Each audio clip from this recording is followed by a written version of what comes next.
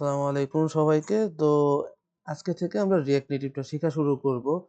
দেখতে পাচ্ছেন আমি রিঅ্যাক্ট নেটিভের অফিসিয়াল ওয়েবসাইট reactnative.dev এ চলে আসছি। আমরা রিঅ্যাক্ট নেটিভ যেভাবে শিখবো সেটা হচ্ছে আমরা রিঅ্যাক্ট নেটিভের এক্সপো যে সার্ভিসটা আছে সেটা আমরা ব্যবহার করে শিখবো। তো আপনি এখানে রিঅ্যাক্ট নেটিভ CLI ও স্টার্ট করতে পারেন। আমি পুরো সিরিজটা রিঅ্যাক্ট নেটিভ CLI এর সাথে থাকবো। আমি যেটা করব এখানে গেট স্টার্টেড এ ক্লিক করে দিব। গেট স্টার্টেড এ ক্লিক করার পরে এইখানে আমি এই যে কমান্ড যেটা আছে এটা হচ্ছে এক্সপোর্ট প্রজেক্টের জন্য। আর আপনি যদি বেয়ার মিনিমাম অর্থাৎ র CLI মোডে ব্যবহার করতে চান বা কোড লিখতে চান বা অ্যাপ বানাতে চান তাহলে আপনাকে যেটা করতে হবে এই যে এখানে can I use react native without A framework, এইখানে দেখবেন গেট স্টার্টেড উইথআউট এ ফ্রেমওয়ার্কে ক্লিক করলে এইখানে আপনি একটা কমান্ড পাবেন।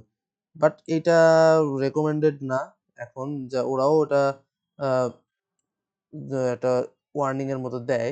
আর এই বেয়ার মিনিমাম রিঅ্যাক্ট নেটিভের ফাইল সাইজটা অনেক বড় হয় এবং এটা রান করতে গেলেও আপনার রিসোর্সে প্রচুর প্রেসার যায়। যেমন এটা ব্যবহার করতে গেলে বা এটা রান করতে গেলে আপনার প্রথমে একটা জেডিকে লাগবে, অ্যান্ড্রয়েড স্টুডিও পুরো সেটআপটা লাগবে।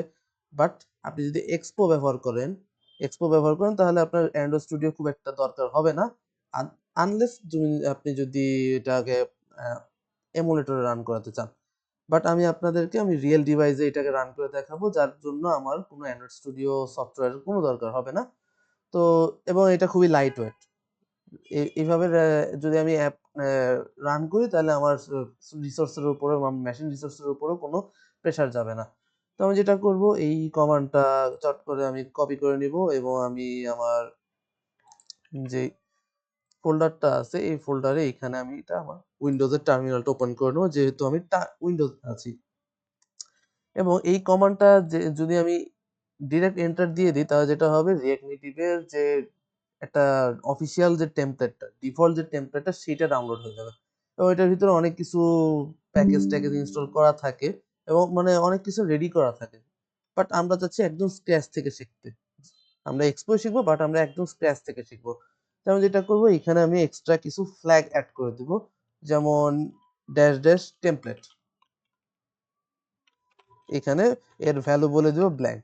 আর কিছুই আমি লিখবো না, জাস্ট এন্টার দিয়ে দিব। এখন যেটা হবে ও আমার কাছে অ্যাপের নাম জানতে চাবে। আমি অ্যাপের নাম বলে দিই RN অ্যাপ বা রিঅ্যাক্ট নেটিভ অ্যাপ, যেটা ইচ্ছা আপনাদের, এটা আপনাদের উপর ডিপেন্ড করে আপনার প্রজেক্টের স্ট্রাকচারের উপর বা প্রজেক্টের ধরনের উপর। এখন আমি যদি এন্টার দিয়ে দিই তাহলে এখন ও ইন্টারনেট থেকে অ্যাপের প্রজেক্টের ফাইল, প্রজেক্টের ডিপেন্ডেন্সি সবকিছু সে ডাউনলোড করা শুরু করে দিল। এটা একটু সময় নিবে, আমরা একটু সময় নিই। দেখতে পাচ্ছেন আমার রিঅ্যাক্ট নেটিভ প্রজেক্টটা অলরেডি আমার লোকাল মেশিনে ডাউনলোড হয়ে গেছে। আমি যেটা করব আমি আমার code editor, anti gravity code editor open করে নিব। এটা অনেকটাই ভিএস কোডের মতোই, বাট এটা হচ্ছে গুগলের নিজস্ব কোড এডিটর, আপনারা চাইলে এটা ব্যবহার করতে পারেন। তো এখানে আমি যদি নিউ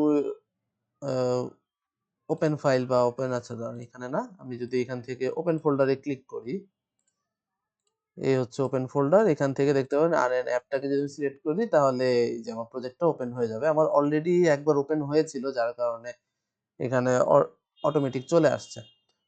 এখন আমরা যেটা বলেছিলাম যে আমরা এই পুরো অ্যাপটাকে আমরা আমার রিয়েল ডিভাইসে আপনাদের দেখাবো, বাট সমস্যা হচ্ছে আমাদের রিয়েল ডিভাইস তো আমার এই স্ক্রিনে সরাসরি দেখানো যায় না। আমরা যেটা ইউজ করব, আমরা স্ক্রিনটাকে মিররিং করব, আমাদের ফোনের ডিভাইসটাকে স্ক্রিনে মিররিং করব। কিসের সাহায্যে? ভাইসরের সাহায্যে। ভাইসর একটা সফটওয়্যার যেটা দ্বারা আমরা আমাদের স্মার্টফোনকে আমরা আমাদের কম্পিউটার ডিসপ্লেতে মিরর করতে পারি, অর্থাৎ ফোনে যেটা যা যা দেখতে পাচ্ছি সেটা আমি আমার এই মনিটর স্ক্রিনে দেখাতে পারবো। আপনারা এটা উইন্ডোজের জন্য, ম্যাকের জন্য, লিনাক্সের জন্য ডাউনলোড করে নিবেন। আমার অলরেডি ডাউনলোড করা আছে এবং এই হচ্ছে ভাইসো সফটওয়্যারটা। আমার স্মার্টফোনটা আমার পিসির সাথে ইউএসবির মাধ্যমে কানেক্ট করা। আমি যদি এখানে প্লেতে চাপ দিয়ে দিই তাহলে আপনি দেখতে পাবেন এটা আছে। প্রথমবার আরেকবার অ্যাড করে দিলে হয়তো এটা কানেক্ট হবে। আমার কাছে পারমিশন চাচ্ছে। এই দেখেন আমার ফোনের নামটা পাচ্ছে এবং এটাকে যদি প্লেতে ক্লিক করে দেই তাহলে কিছুক্ষণের মধ্যে দেখবেন আমার স্ক্রিনটা এখানে চলে আসছে। তো আমার স্ক্রিনটা একপাশে এখানে থাকুক এবং আমার কোড এডিটরটা এখানে থাকুক। এখন আমরা যেটা করব, আমরা আমাদের অ্যাপটাকে রান করব। এখন অ্যাপ রান করার জন্য আমরা আপনার কোড এডিটরের টার্মিনাল অথবা আপনার নিজস্ব টার্মিনাল, যেটা উইন্ডোজের বা লিনাক্সের টার্মিনাল ওপেন করে নিয়ে আপনারা যেটা লিখবেন সেটা হচ্ছে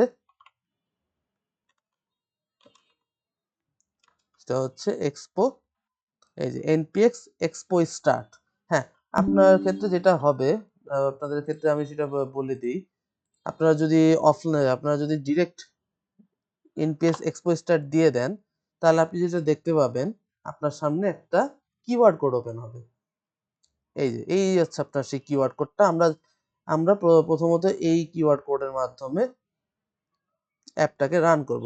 তবে যেহেতু এটা একটা ওয়্যারলেসলি আমার অ্যাপটা ফোনের মধ্যে ট্রান্সফার হবে, তো আপনাকে যেটা করতে হবে, আপনাকে একটা অ্যাপ, আপনার স্মার্টফোনে একটা অ্যান্ড্রয়েড অ্যাপ ডাউনলোড করে নিতে হবে। সেটা হচ্ছে এক্সপো এক্সপো গো। এই যে এই অ্যাপটা, দাঁড়ান, এক্সপোগো আপনি যদি অ্যান্ড্রয়েড লিখে সার্চ দেন, তাহলে আপনার এই যে এক্সপোগো অ্যাপস অন গুগল পে। আপনি যদি আইওএস এ হন, আইফোনের জন্য হন, তাহলে এটা অ্যাপ স্টোরের জন্য, আইওএস এর জন্য রেডি করা আছে। আপনারা জাস্ট এক্সপোগো লিখে সার্চ করে অ্যাপটা ডাউনলোড করে নেবেন।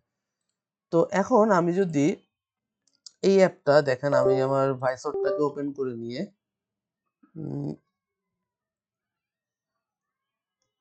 আমি আমার ভাইসর অ্যাপে আপনারা দেখতে পাচ্ছেন আমার স্ক্রিনটাকে। আমি যদি এখান থেকে এক্সপো গো অ্যাপটাকে ইনস্টল করি, ইনস্টল করাই আছে। এখন এই হচ্ছে আমার এক্সপো গো অ্যাপ। আমি যদি এখান থেকে স্ক্যান কিউআর কোডে ক্লিক করে দেই, তাহলে আপনি যেটা দেখতে পাবেন, আহ, আমার এই যে আমি এটাকে কিউআর কোডটা স্ক্যান করি, তাহলে একটু পরেই আপনারা দেখতে পাবেন অ্যাপটা রান হয়ে যাওয়ার কথা। দেখি আমরা অ্যাপটা রান হয় কিনা, আমাদের ফোনে অ্যাপটা ট্রান্সফার হয় কিনা।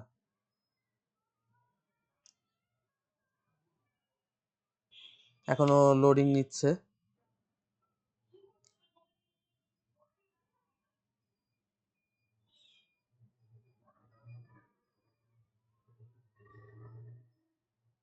তো দেখতে পাচ্ছেন যে আমার এটা সামথিং ওয়েন্ট রং, মানে অ্যাপটা আমার এই রিঅ্যাক্ট নেটিভ অ্যাপটাকে রান করাতে পারছে না।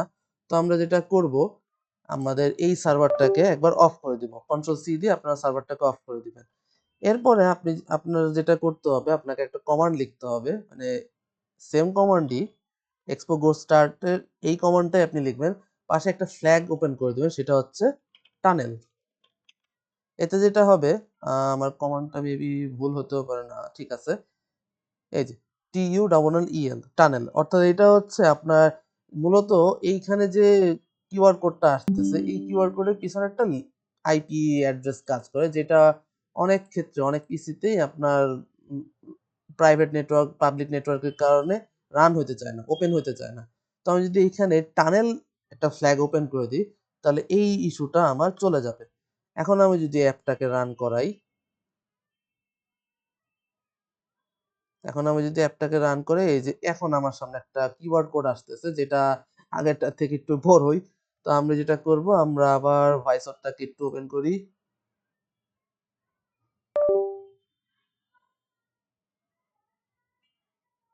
এই হচ্ছে আমার ভাইসর অ্যাপ, আপনারা দেখতে পাচ্ছেন।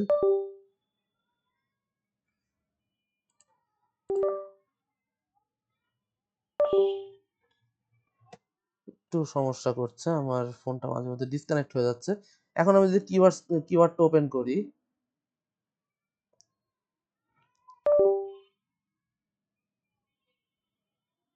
তো এখন দেখতে পাচ্ছেন আমার অ্যাপটা আমার রেগুলার ডিফল্ট স্মার্টফোনে বা আমার ফিজিক্যাল স্মার্টফোনে এটা ট্রান্সমিট হচ্ছে।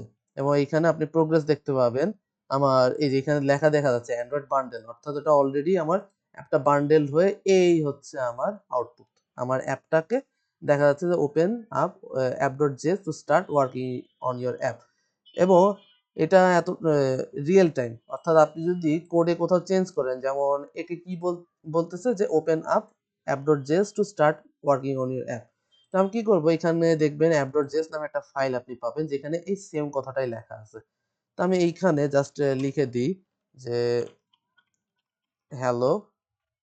আচ্ছা, আমি আমার এই স্ক্রিনটাকে পিন করে দেই। উম হ্যাঁ, এখন যেটা হবে, আমার এই স্ক্রিনটা আর কোথাও গায়েব হয়ে যাবে না। তাহলে আমি এখন যদি লিখি হ্যালো ওয়ার্ল্ড, লিখে যদি সেভ করি, তাহলে দেখবেন হট রিলোডের মাধ্যমে এখানে আমি যা লিখছি সেটা এখানে আউটপুটে দেখাচ্ছে।